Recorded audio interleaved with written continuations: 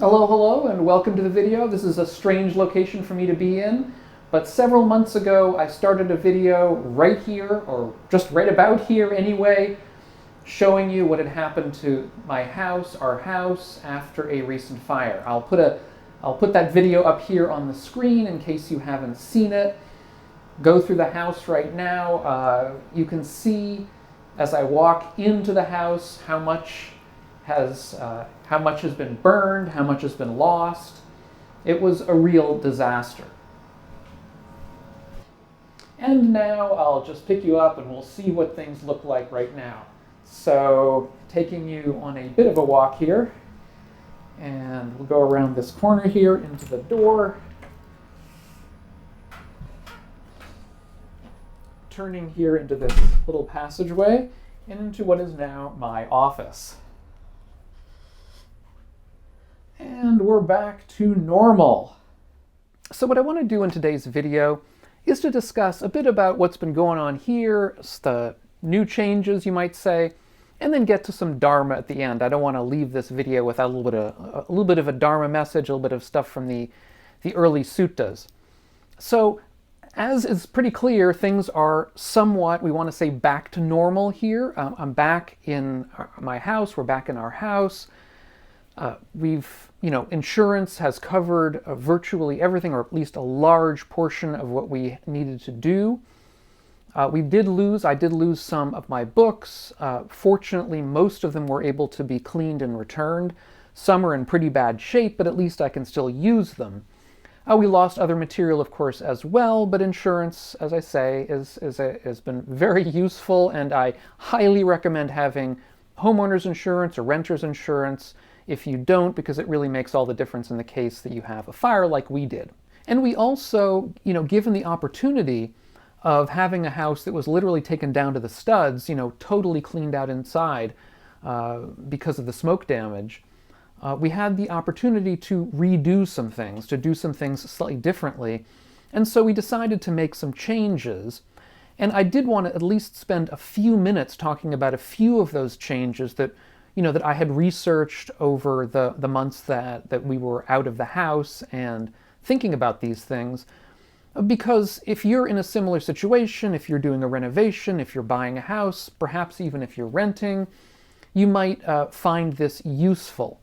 And I'll leave at least a couple of links down below in the notes about some of this stuff, if I can find anything that's particularly useful. Of course, this is not a channel about these matters, so I'm not going to spend a whole lot of time on it. But I think it's important at least to keep this in mind. So the changes that I want to get across to you have to do with saving energy. I think we all know the importance of trying to save energy, trying to do our best for the environment. And so things like adding additional insulation makes a whole lot of sense. Upgrading windows to thermal windows makes a lot of sense. We did all of those things. We also got a hybrid car, which helps save on gas a whole lot, in fact. We also put in a geothermal heat pump unit. Geothermal is perhaps the most efficient way of creating heat in the wintertime and cool in the summertime. They can be expensive. Part of the issue, in fact, really the issue, is that they have to dig wells to put the coolant down to make the geothermal system work properly. But if you can swing that, it can be worth it. And indeed, to that end, we basically put heat pumps in everywhere we could. Some of you will have heard about heat pumps. They're actually pretty popular on the internet. I talked about this, I think, in a video of mine quite a while back when I was talking about doing renovations on our house. When we were just at the beginning stage, and now that we have finished, or not finished yet, but we're near the end anyway, I want to reiterate that point. We put in a heat pump water heater, a heat pump dryer, heat pumps everywhere we can, basically, and because they save a lot of energy. It's a technology that I think that its time has come, and so if you have the opportunity to look into that sort of thing, I would recommend it. We also put in an energy monitoring system, which I'm hoping will help me to figure out about, how the house uses energy and where we might consider cutting back or where we might consider turning things off, and on the other hand, things that might not matter. So that also can be useful. Another thing to consider, if you are in a place that uses where wood heat is important, an efficient fireplace insert makes a huge amount of difference. This is something that I really didn't know a whole lot about, but started doing research on given our house fire, because I think if those of us who live out a little farther from the city where wood heat can be useful will know that a fireplace is wonderful in the wintertime, but really the way most fireplaces work, they're not efficient. They actually end up cooling the house as much as anything because they draw a lot of air in from outside. Whereas efficient fireplace inserts, contemporary ones, can actually make a big difference. And so we have installed one of those as well. And, it's early days yet, so to say, but so far it's been working quite well. And we had solar panels already on the roof of the house. They fortunately, I should say, were not damaged by the fire, so we're still using those. And I would say solar energy, if you're in the right place for it, if your house is situated in the right way, makes a huge amount of sense. It really does pay for itself, especially given that there are government incentives, at least in the United States where we are, to put that in. So I would highly recommend it. And a lot of the stuff I've been talking about was paid for at least partially by insurance as well, not all of it, because as I say, we made some upgrades, we changed some things, so we were willing to foot some of that bill, because we felt it was worth it. So anyway, the work is not completely done yet. It's going to be a work in progress, at least for the next few months into the springtime when more needs to be done. Indeed, of course, all of life is a work in progress. We're never finished. Things are always changing. That is part of the Dharma that we know so well. But nevertheless, we're nearing the end of at least one stage. And I wanted to thank all of you really from the bottom of my heart for your encouragement, your help at certain times, all of the good messages and good feelings that you have shown me over these past months. It's been nearly a year now, but as I say, I'm back here, we're back. Nothing much will change, I think, going forward. I'm going to keep making these videos for you. If you have questions or comments, as always, if you have concerns, things you want me to cover, please always feel free to put those down in the show notes. I try to read every one that I can. Sometimes life gets in the way, but in general, I will read every comment and try to, as many of you will know, try to comment again on as many as I can. And on that note of continuing these discussions of the Buddhist Dharma and Dharma of early Buddhism, one sutta that came to mind as I was contemplating this change, this move back, was a sutta called The City.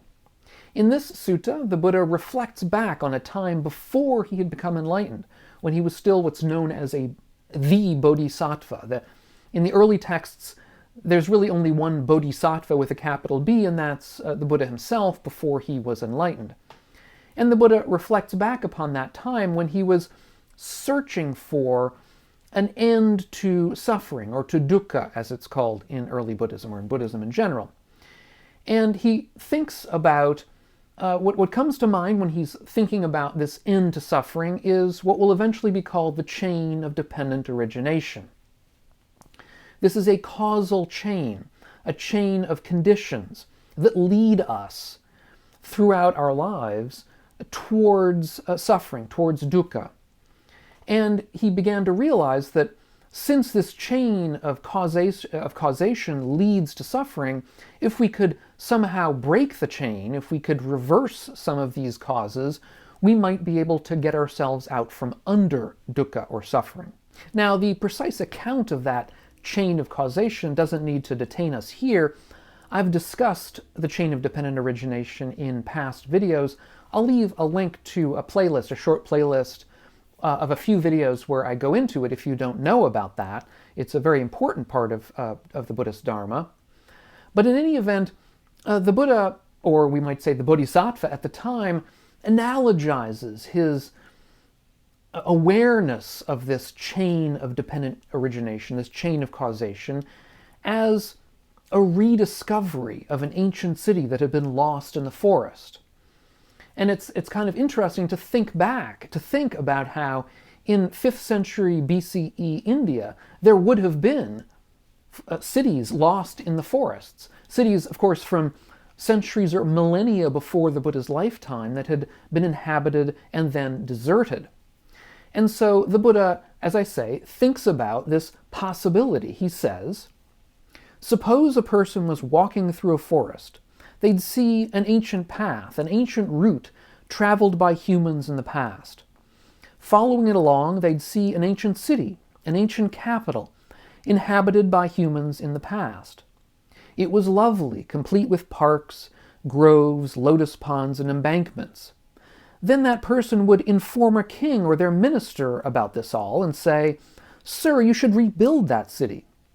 Then that king or their minister would have that city rebuilt. And after some time, that city was successful and prosperous and full of people attained to growth and expansion. Then the Buddha goes on to say that the path, this path in the forest, is the eightfold path of practice. This path that had not perhaps been trod for many, many centuries, or for at least a long period of time, maybe many eons. And the city itself, of course, is the end goal of that path, or enlightenment, nirvana. And again, people had been there in the past, but nobody had been there for a long time. And so when I think about my new studio, my new office, of course, it's not nirvana, not by any means. It's a very worldly thing, a thing that helps me get across the Dharma to you. But at least it's some part of reality which was lost and decayed for a time, that was almost destroyed, or really basically fully destroyed, and now brought back from that brink of destruction, where it can be again useful to you and to me and to all of us. And I hope we can move forward from here into more videos. Now, if you want to hear more about this little journey of mine over the past year almost, I have a short playlist of what are called Dharma vlogs, where I go into some aspects of my life with the Dharma, as well as this house fire. And so I put that all together into one little package. I'll leave a link to it up here on the screen, so if you want to see any of those videos, just go to that playlist and you can see which ones you want.